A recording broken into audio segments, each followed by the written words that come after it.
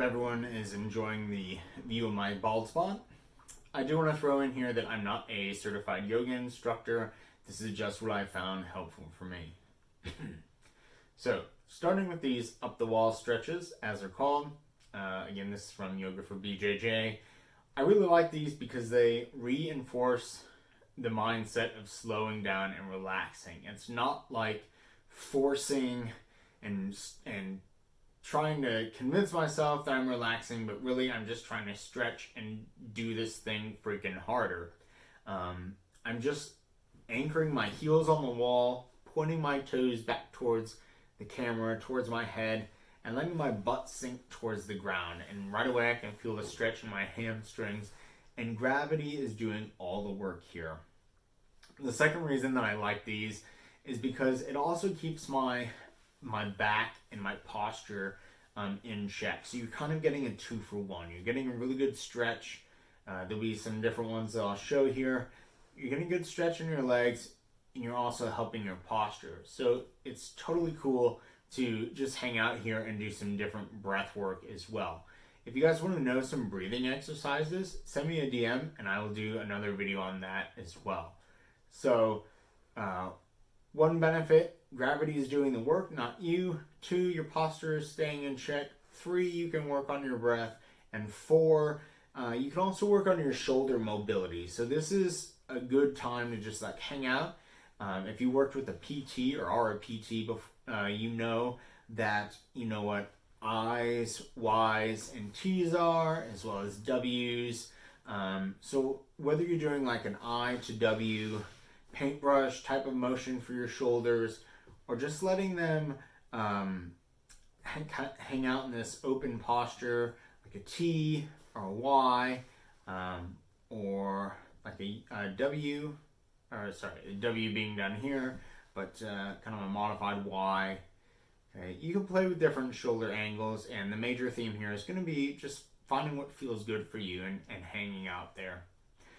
So the second posture that I move into is I let my legs fall open. Again, my toes are not pointing at the ceiling, they're pointing back towards my head. The difference here is that my legs are open, but my knees are also going to point down towards the floor now instead of back towards my head. So obviously my toes are going to turn with that. From there, I move to modified goddess pose. And the thing to remember here is that my feet are parallel to the ceiling. So I can almost look up the wall and imagine my feet standing on the ceiling.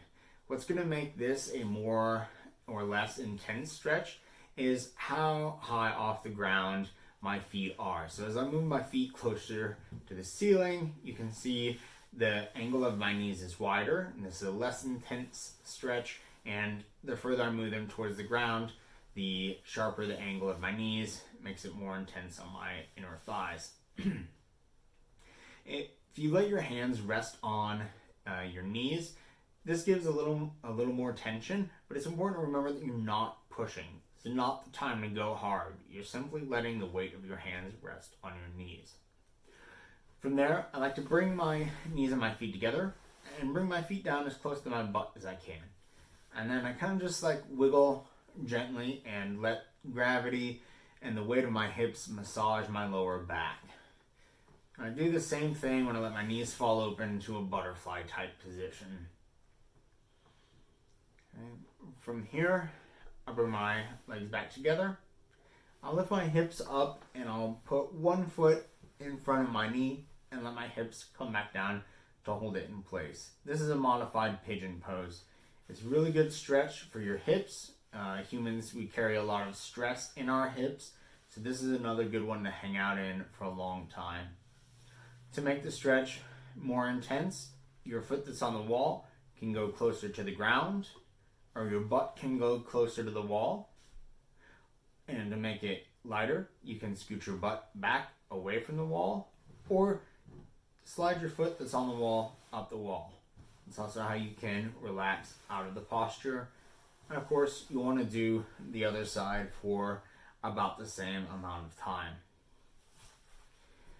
From here, I like to get a good twisting motion. So I'll scoot my butt out from the wall some. so that my knees are at about a 90-degree angle. My knees and feet are together.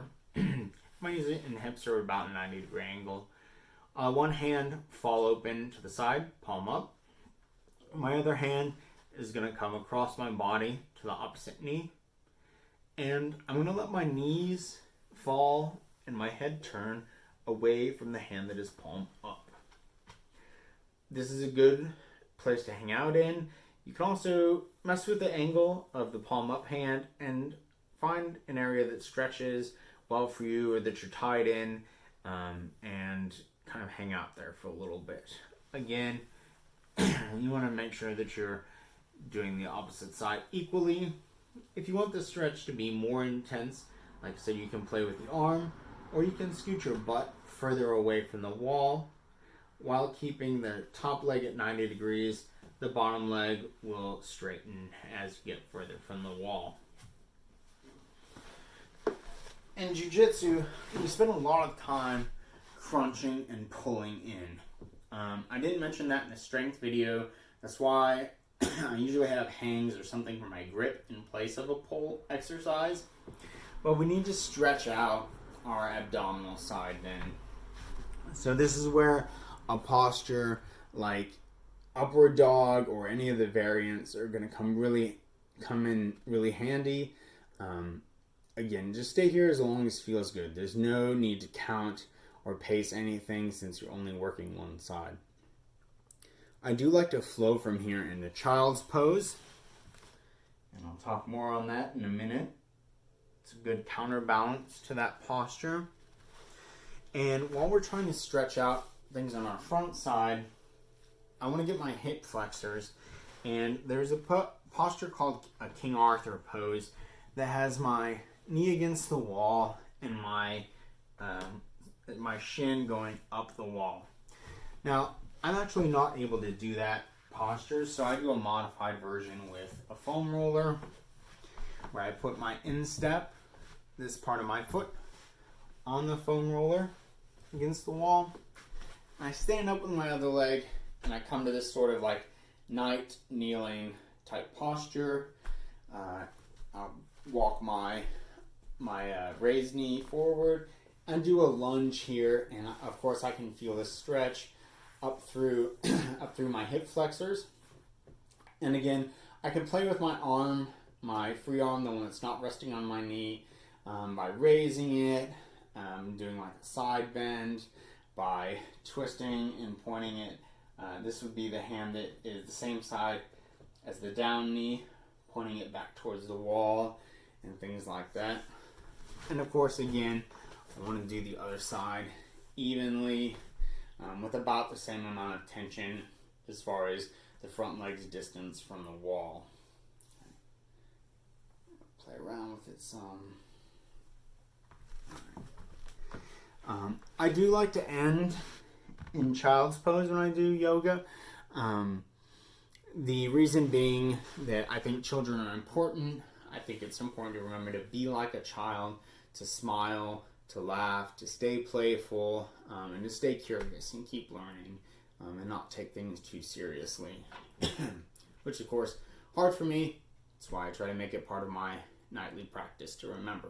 So, in child's pose then, we're sitting back like so, and our knees are wide, and we're trying to kind of touch our this space between our genitals and our rectum towards the push it down towards the mat.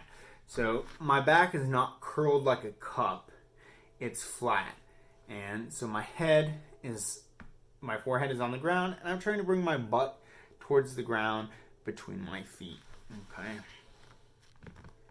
Now here again, as long as it feels good, there's no rush, no need to count because you're working at the same time. So I hope you guys enjoyed that. I didn't get to the foam rolling, so I guess there will be another video. Stay tuned if you're interested, and thanks for watching.